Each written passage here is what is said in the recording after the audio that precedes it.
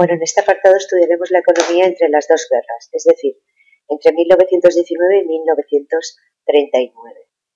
Y concretamente el hecho más destacado, que es el crack del 29 y la Gran Depresión que provoca, de la que no se saldrá hasta después de la Segunda Guerra Mundial, en 1945. El periodo es muy complejo, como podéis ver aquí. Primero hay una crisis clara de posguerra, luego ya pasaremos a los felices años 20, con un gran desarrollo de la producción y del consumo, luego veremos el crack del 29 y la Gran Depresión, y luego veremos las consecuencias para Estados Unidos, Europa, y dentro de Europa diferenciaremos entre los países democráticos y los fascistas, y las consecuencias para la URSS. Bueno, el primer periodo sería el justo después de la guerra, es decir, el año 19. Aquí se produce una supremacía económica de Estados Unidos porque no ha sufrido la guerra en su territorio y porque entró tarde, en el año 1917. Por lo tanto, Estados Unidos sustituye a Europa en la hegemonía económica mundial y concretamente a Gran Bretaña. Por otro lado, el segundo hecho destacado en esta posguerra es la crisis del capitalismo liberal, tal y como lo hemos conocido en el siglo XIX. Esto se deja ver porque en las políticas del imperialismo, en el que se establece una política proteccionista entre la metrópoli y la colonia, que va en contra del capitalismo liberal del XIX, y por la política económica de guerra, controlada por el Estado, que se lleva a cabo durante la Primera Guerra Mundial por todos los estados que están en guerra. Todo ello, como decimos, está en contra o pone en crisis al capitalismo liberal. La guerra, sobre todo, ha hecho que entren en crisis los países europeos donde se produce el conflicto, con millones de muertos, destrucción y pobreza, y sobre todo afecta este periodo de pobreza en la posguerra a los países vencidos. Esto ha hecho que Europa se endeude con Estados Unidos durante la guerra y en la posguerra. Y esto también afectará mucho a la crisis del 29 y a la Gran Depresión que sucederá después, ya que, como ya hemos dicho, Estados Unidos no padece la guerra en su territorio y será quien ofrezca préstamos a Europa. Pasamos al siguiente episodio, que serían los felices años 20. Durante los años 20, del 20 al 29, se produce un crecimiento económico en Estados Unidos sin precedentes, caracterizado por una fuerte producción, un fuerte consumo y un aumento muy importante de los beneficios empresariales. La City londinense es sustituida por Wall Street en Nueva York, y entonces, bueno, pues allí se produce mucho y rápido. ¿Cuál es el problema? El problema de los felices años 20 es que los beneficios no se reparten, la riqueza no se reparte entre toda la población, sino que queda en pocas manos. Ese sería el principal problema. Por lo tanto, se trata de un crecimiento económico desigual. Además, muchos capitales se dan cuenta de que se produce y se vende, pero no a suficiente ritmo. Puede provocar una crisis de subconsumo y entonces lo que van a hacer va a ser dirigir sus inversiones hacia la bolsa, comprando y vendiendo acciones, especulando, es decir, compran acciones para venderlas rápidamente y obtener un beneficio muy a corto plazo. Y por otro lado, la política proteccionista no fomenta el comercio y por lo tanto puede agravar la crisis de subconsumo. Es decir, que dentro de los felices años 20 se empiezan a ver los primeros síntomas del crack del 29 y la Gran Depresión. Entonces, ¿qué ocurre? Vale, pues que se produce en el año 1929 el crack de la bolsa de Nueva York. Bueno, evidentemente, primero hemos de repasar las circunstancias del año 29 del crack.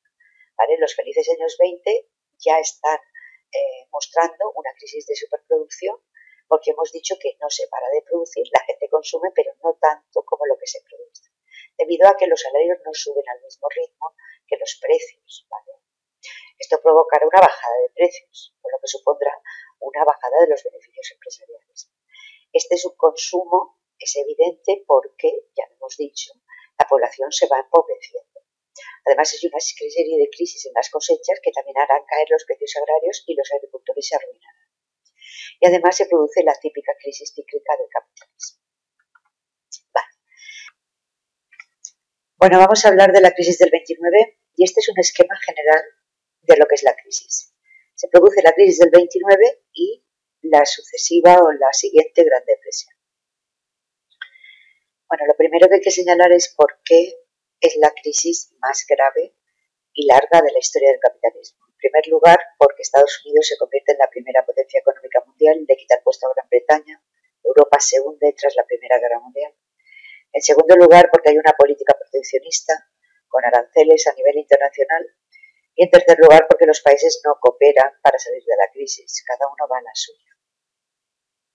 Vale. La crisis se inicia en Estados Unidos con el crack bursátil, el crack en la bolsa de Nueva York, y se extenderá a todo el mundo porque Estados Unidos es la principal potencia y por lo tanto repatria capitales de Europa a Estados Unidos al estar en crisis y porque se hunde el comercio exterior debido a la propia crisis. ¿Cuáles son los síntomas de la crisis? Pues la estamos padeciendo ahora, si es que todos lo conocemos. Un aumento desmesurado del paro y la caída tanto de la producción como de los beneficios empresariales y de la inversión. ¿Y cuáles son las consecuencias políticas de la crisis? ¿Vale? Pues evidentemente un aumento del papel del Estado en la economía de los países que hasta entonces había tenido precedentes. El crack en el sistema capitalista en la bolsa de Nueva York, y aquí tenéis bastante bien en este gráfico, ¿vale? En el año 29. Pero lo que más me interesa es que veáis, ¿vale? Esto de aquí, ¿vale? El 24 de octubre del 29 se produce el jueves negro. Salen a la venta 15 millones de acciones que no se venden. Bueno, cada año el gobierno de Estados Unidos y sobre todo los encargados de cuestiones económicas publican la marcha de la economía. Evidentemente la economía va bien, ¿vale? Los productos se venden, pero no tan bien como el precio que estaban alcanzando las acciones de las empresas. Es decir, la especulación hace que el precio de las acciones sea ficticio. Es decir, que es la propia compra-venta de acciones y no los beneficios empresariales o dividendos los que hacen subir el precio de las acciones.